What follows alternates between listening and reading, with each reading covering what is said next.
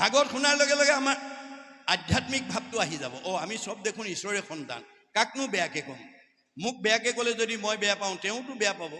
গতিকে শাস্ত্ৰ শুনাৰ লগে লগে আপুনি বৈকুণ্ঠৰ পাৰিষদ হৈ যাব। শাস্ত্ৰ অনুবৰ্তী শত্ৰু নহি উত্তপন বুলি কৈছে ভাগৱতে। যি মানুহে শাস্ত্ৰ শুনে, পঢ়ে আৰু বুজে, তাৰ কোনো শত্ৰু থাকিব নোৱাৰে। কিয়?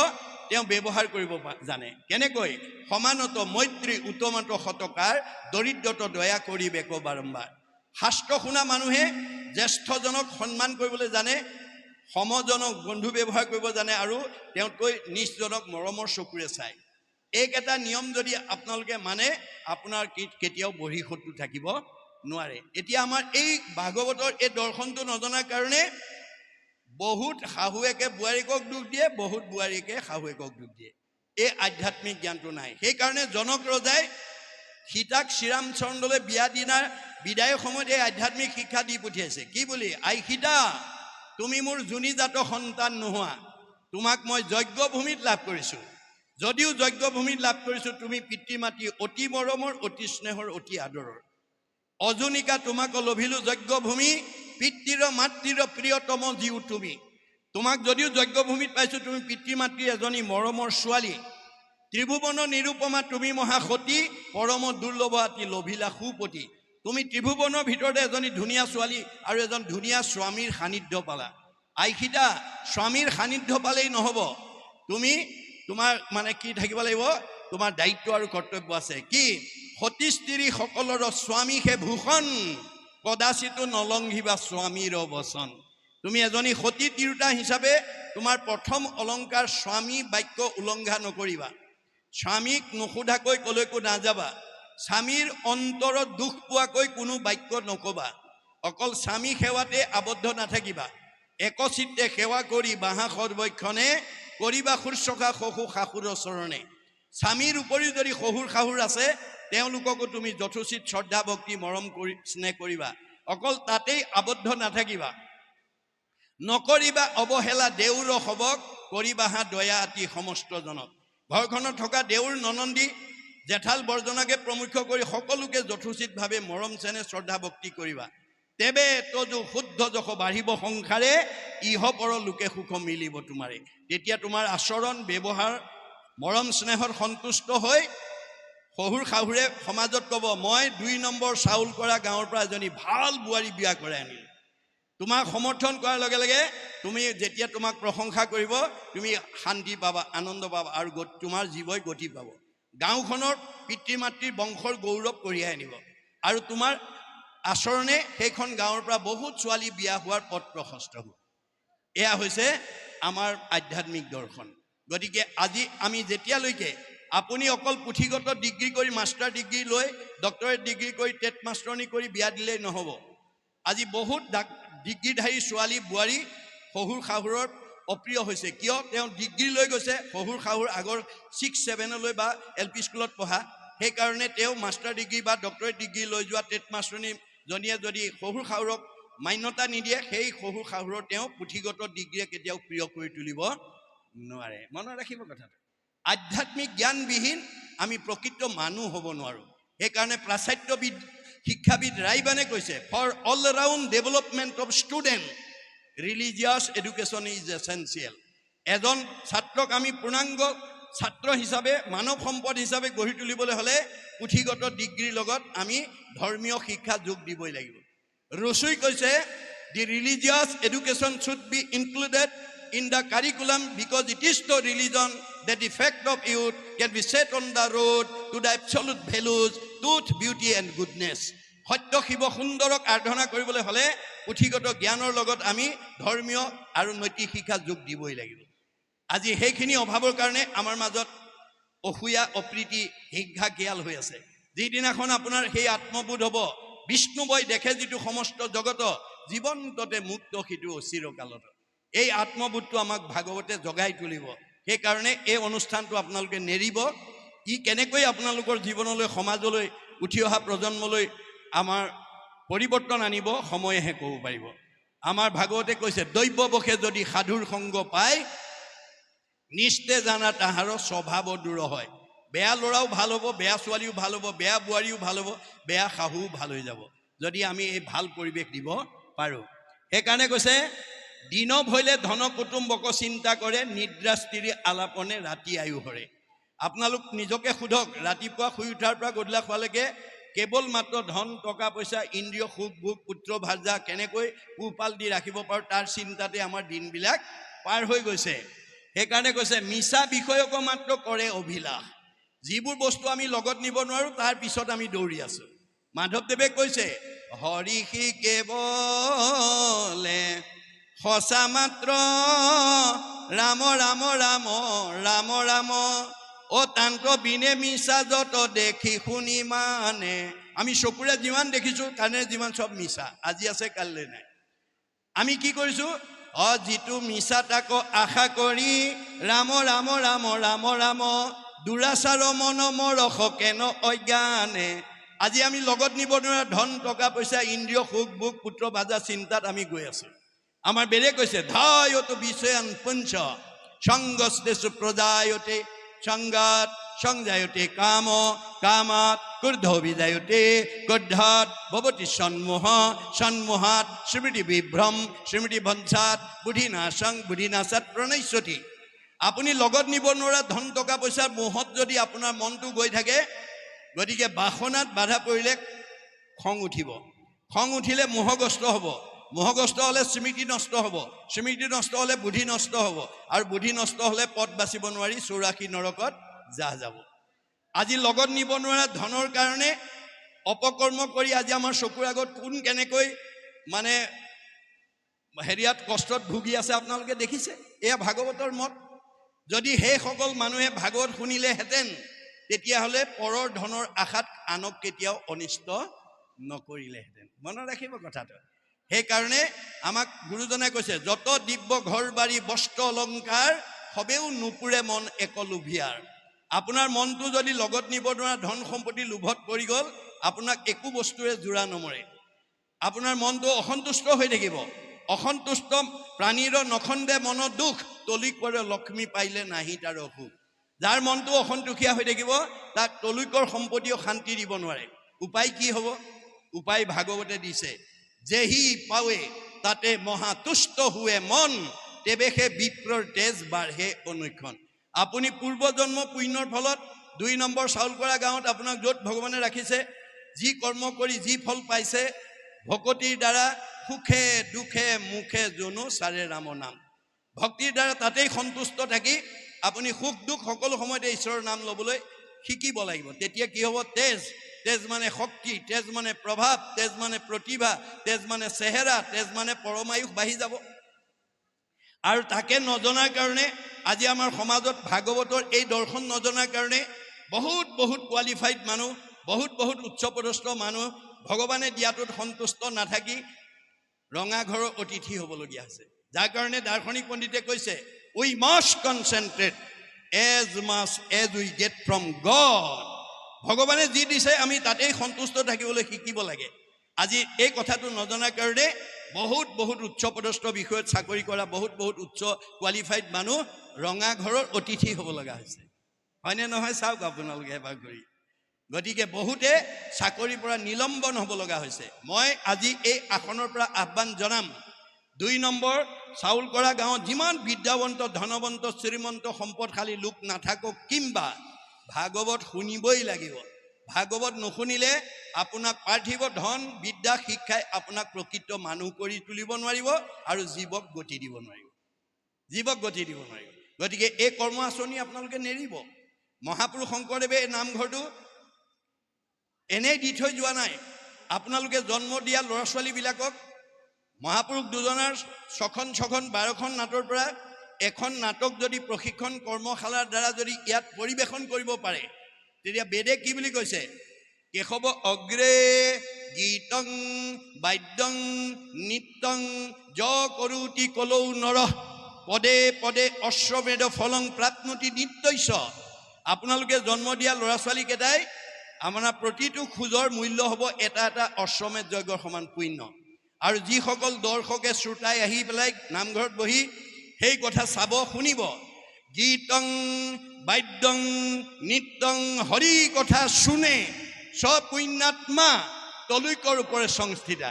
আজি যে আপোনালোক ভাগৰ শুনিবলৈ আহিলে, আপোনালোকক ভগৱন্তে ক'ত ঠাই দিব? তলৈকৰ ওপৰত, বৈকুণ্ঠত দিব, বৈকুণ্ঠত দিব। এই তথ্য আমাক দিছে।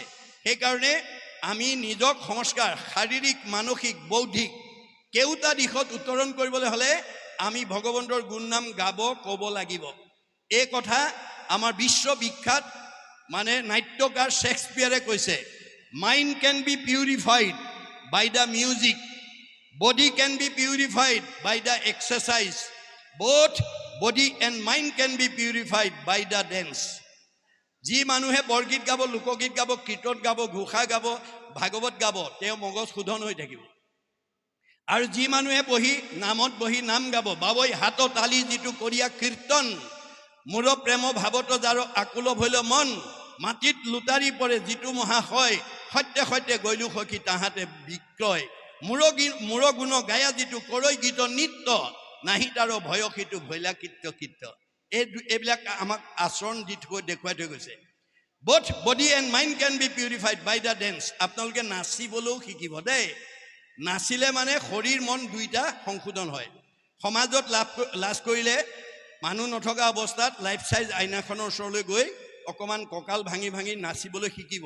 তেতিয়া দেহ মন দুইটা মানে শোধন হ'ব আৰু আয়ুস বাঢ়ি যাব, চেহেৰা ভাল হ'ব। মনত ৰাখিব কথাটো। শংকৰদেৱে এই দৰ্শন দিছে আমাক। তাৰপিছত কৈছে, হেন জানি যাৰ ইচ্ছা মুখ্যক সৰ্বথা, পৰীক্ষিত তেৱে শুনিওক কৃষ্ণ কথা। পৰীক্ষিতক মাত্ৰ বেছ কৰি লৈছে, আমাক কৈ আছে যে আমি যদি মুখ্যত্ব পাব বিচাৰোঁ, মানুহৰ জন্মতহে মুখ্যত্ব পাব। বাকীবিলাক জীৱই মানুহ জন্ম হ'বৰ কাৰণে বাঞ্ছা কৰে। আমাৰ বেদত কৈছে, পৰোপকাৰে ফলন্তি বৃক্ষা, গছবিলাকে ফল দি আছে, নিজে নাখায়, জীৱ জন্তুক খুৱাইছে, মানুহক খুৱাইছে, উপকাৰ কৰিছে। কি লাগে? মানুহৰ জন্ম লাগে। পৰোপকাৰে দুগ্ধন্তি গাব, গাইবিলাকে গাখীৰ দি আছে, নিজে নাখায়, আনক খুৱাই আছে, উপকাৰ কৰি আছে। কি লাগে? মানুহৰ জন্ম লাগে। পৰোপকাৰে বহন্তি নদ্যা, নদীবিলাক অহৰহ বৈ আছে পৰোপকাৰ সাধনৰ কাৰণে। কি লাগে? মানুহৰ জন্ম লাগে। প্ৰকৃতি জগতৰ সকলো জীৱই মানুহৰ জন্ম পাবৰ কাৰণে অহোৰাত্ৰ চেষ্টা কৰি আছে। প্ৰকৃতি জগতৰ দূৰৰ কথা, স্বৰ্গৰ দেৱতাসকলে ব্ৰহ্মাকে প্ৰমুখ্য কৰি ৩৩ কোটি দেৱতাই এই ধৰাধামত মানুহৰ জন্ম পাবৰ কাৰণে বাঞ্ছা কৰে বুলি বেদত উল্লেখ কৰিছে। অতোহি দেৱা ইচ্ছন্তি জন্ম ভাৰত ভূতলে। এই পৃথিৱীত যদি মানুহৰ জন্ম পায়, আজিৰ দৰে ঈশ্বৰত ভক্তি কৰিলে জীৱই মুক্তি লাভ কৰিব পাৰে। স্বৰ্গত ভোগবাদ বস্তুবাদ আছে, কিন্তু ভক্তিবাদ নাই। ভক্তি কেৱল পৃথিৱীত আছে। গতিকে আমি মানুহৰ জন্ম পাই যদি সেই কথা উপলব্ধি নকৰোঁ, তেতিয়াহ'লে মহাপুৰুষে মাধৱদেৱে ঘোষাত লিখিছে, মনুষ্যৰ জন্ম পাই হৰি নভজিলা, অৱশ্যে হুইবা ভাই তীৰ্ণ তৰু শিলা। আকৌ আমাৰ জীৱটোক তললৈ লৈ যাব। এই চকৰিটোকে ঘূৰাই আছে দেই। চক্ৰবত পৰিৱৰ্তনতে দুখানিছ সুখানিছ। কৰ্মৰ ওপৰত ভিত্তি কৰি সেই চাৰিমুঠি জীৱকে ঘূৰাই আছে ভগৱানে, আৰু বেলেগকে সৃষ্টি কৰা নাই। গতিকে এইকাৰণে কৈছে, নাৰায়ণ নামেশে স্মৰণেশে পৰম মংগল, এহি মানে জীৱনৰ জনম সামফল। আপুনি সকলো থাকোঁতেই যদি ঈশ্বৰৰ নাম ল'ব পাৰে, তেতিয়াহ'লে আপোনাক বিপদত পৰিবলৈ নিদিয়ে। ভাগৱতে কৈছে, ধনে মই দিয়া ধনে ধানে টকাই পইচাই গাড়ীয়ে মটৰে পকা ঘৰে দুৱাৰে থকা স্বত্তেও যি মোৰ নাম নেৰে, মই তাক বিপদত পৰিবলৈ নিদিওঁ। অসম্পদ কালত যিজনে ভজয়, ঐশ্বৰক নিষ্ঠ কৰি তাৰ অমংগল সকলে গুচয়, তাক ৰক্ষা কৰে হৰি। সকলো থাকোঁতে যি ঈশ্বৰৰ নাম লয়, সেইজনক ভগৱানে সকলো বিপদৰ পৰা উদ্ধাৰ কৰে। কিন্তু আমাৰ এই ভাগৱতৰ দৰ্শন নজনাৰ কাৰণে আমাৰ কি হয়? ধন ধান টকা পইচা গাড়ী মটৰ পকা ঘৰ দুৱাৰ হ'লে আমি নামঘৰলৈ নহা হওঁ, ভকতৰ সংগলৈ নহা হওঁ, ঈশ্বৰৰ কথা আমাৰ শুনিবলৈ মন নোযোৱা হয়। ভগৱানে কৈছে, তাকো মই শুনিবলৈ বাধ্য কৰাই দিম। কেনেকৈ? এনেকুৱা এটা বেমাৰ দি দিম, যিটো ডাক্তৰৰ চিকিৎসাটো ভাল নোহোৱা হ'ব। সেইদিনা কিন্তু সি মোৰ কথা গাবলৈ, মোৰ নাম ল'বলৈ বাধ্য হ'ব। কি বুলি? পাৰ কৰা ৰঘুনাথ সংসাৰৰ সাগৰে। আমাৰ মানুহে এতিয়া কেতিয়া, বহু মানুহে ঈশ্বৰৰ নাম কেতিয়া লয়? যেতিয়া বিপদত পৰে। সম্পদৰ সময়ত ঈশ্বৰৰ নাম ল'বলৈ ইচ্ছা নকৰে।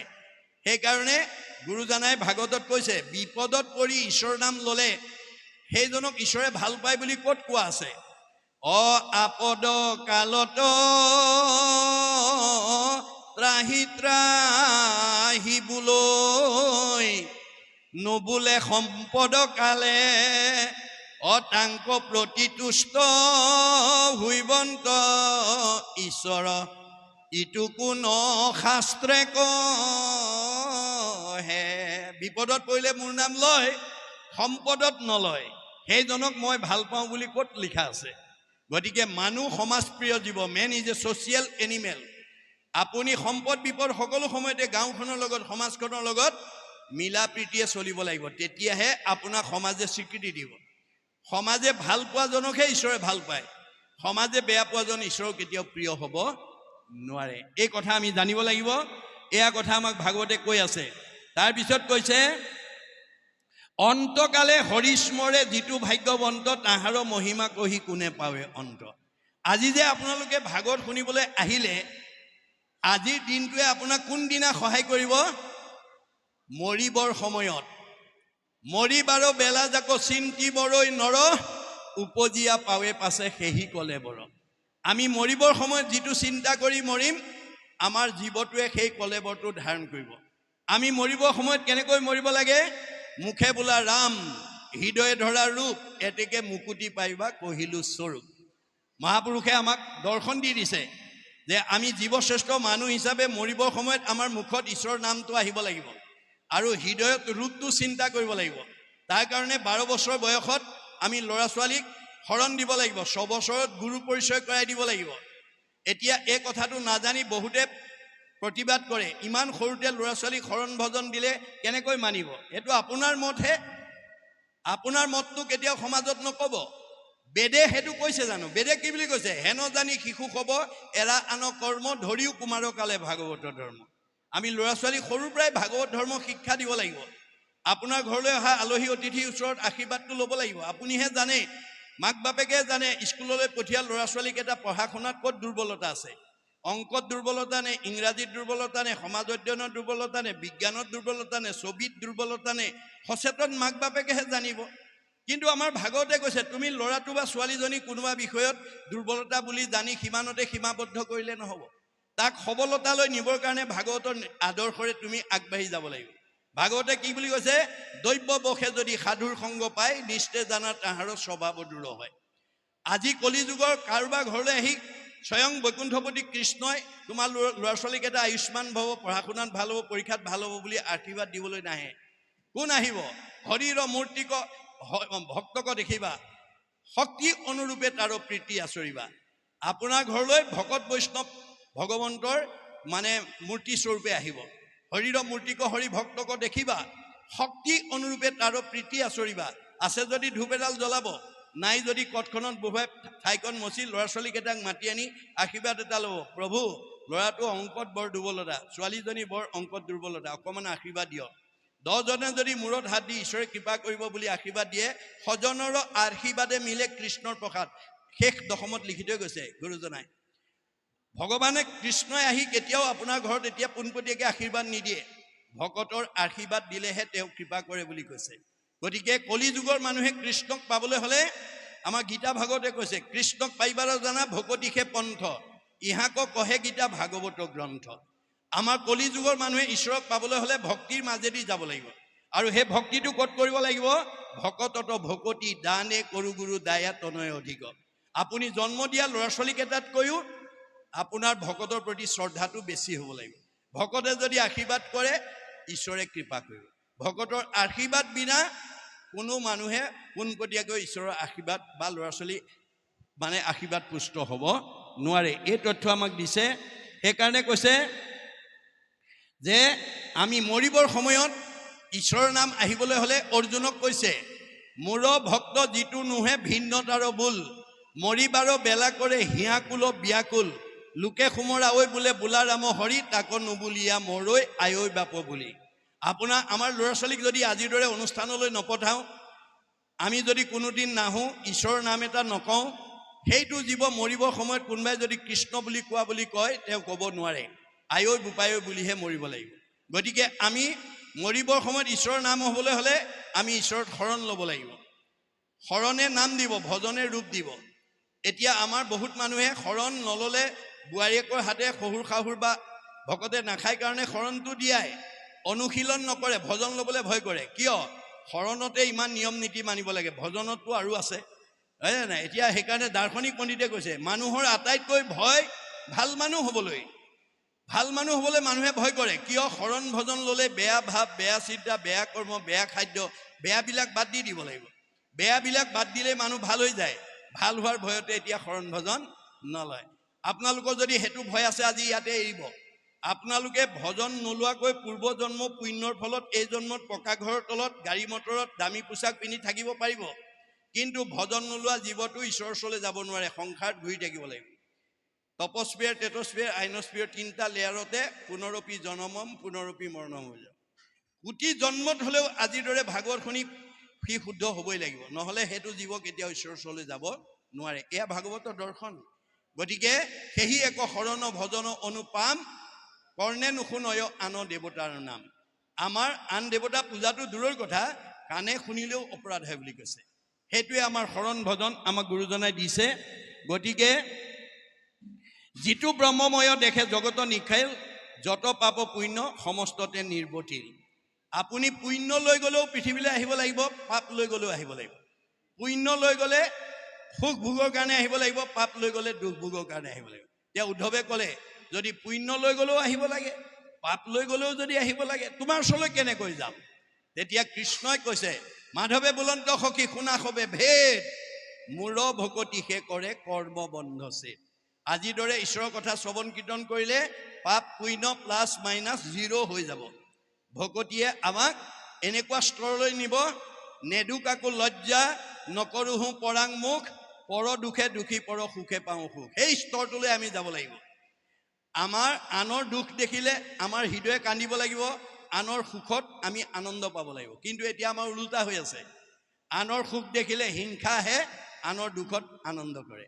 এইটো যেতিয়ালৈকে পোনাব নোৱাৰিব তেতিয়ালৈকে আপুনি মই কংসৰ কপালত এই চন্দনৰ ফুট পিন্ধোৱা কুজিয়ে হৈ থাকিম দেই। আমাৰ শৈৰিন্ধি কুজিৰ কথা পঢ়ি পেলাই সিমানতে সীমাবদ্ধ কৰিলে নহ'ব।